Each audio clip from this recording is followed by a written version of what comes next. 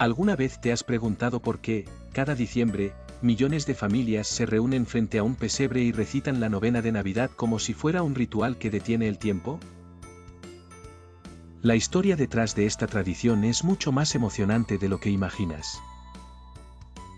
Comienza con un sacerdote español, un viaje inesperado y una chispa de creatividad que terminaría encendiendo el corazón de toda Colombia. Todo arranca en el siglo XVIII, cuando el franciscano Fernando de Jesús Larrea llegó a América con una misión clara: transmitir la fe de una manera viva, cercana, y sobre todo, profundamente humana.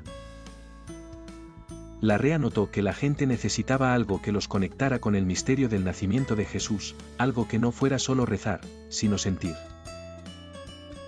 Y fue así como empezó a escribir pequeños textos para preparar a las familias en los días previos a la Navidad. Textos cálidos, sencillos, que invitaban a imaginar la escena del pesebre como si estuviera sucediendo justo ahí, en la sala de la casa, con el olor a heno, la luz tibia y el sonido lejano de villancicos improvisados. Pero la historia no termina ahí. Años después, la Madre María Ignacia, una religiosa nacida en Bogotá, tomó esos textos y les dio forma definitiva. Añadió oraciones, acomodó frases y creó la versión que hoy conocemos.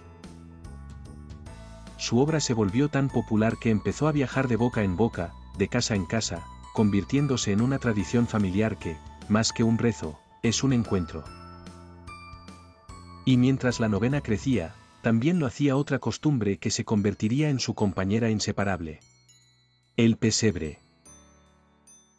La idea de recrear el nacimiento de Jesús no nació en América, sino con San Francisco de Asís, quien en 1223 creó el primer pesebre viviente para ayudar a la gente a ver la Navidad. Siglos después, esa tradición llegó a nuestras tierras y se mezcló con colores, artesanías y creatividad local, transformándose en el símbolo cálido que hoy decora nuestras casas. Con el tiempo, el pesebre y la novena se unieron, formando un corazón navideño único. Mientras la tradición del pesebre viajaba por los caminos de América, algo maravilloso empezó a suceder. Cada familia lo reinterpretó a su manera.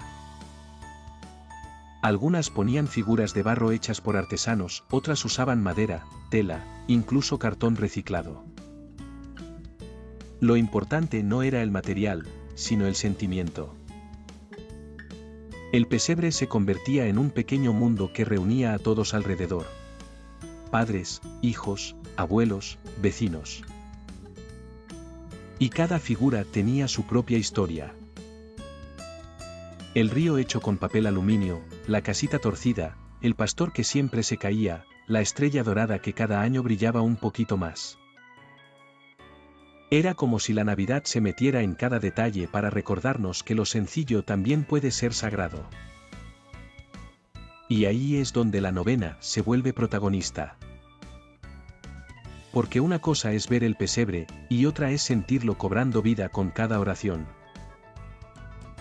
Cada día de la novena abre una puerta distinta hacia el misterio del nacimiento. Primero la espera, después la esperanza, luego la alegría que crece en silencio.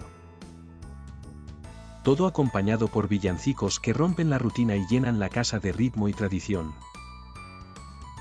La novena no es solo rezada. Es cantada, narrada, vivida. Se vuelve un puente entre generaciones. Los niños aprenden a leer con ella, los adultos recuerdan sus propias navidades, los abuelos cuentan anécdotas que solo aparecen cuando el espíritu navideño toca la puerta. Lo increíble es que esta tradición, nacida hace más de 2 siglos, sigue viva porque no pertenece a un solo lugar, sino al corazón de la gente. Por eso, cada vez que nos reunimos alrededor del pesebre y comenzamos a recitar la novena, estamos repitiendo un gesto que ha sobrevivido guerras, cambios, siglos enteros. Y aún así, cada vez se siente nuevo. Es Navidad mirándonos a los ojos y recordándonos que seguimos siendo capaces de reunirnos, cantar y creer juntos. Si te gustó este contenido, no olvides suscribirte, darle like y compartirlo con alguien que también quiera entender su fe con más profundidad. Nos vemos en el próximo vídeo.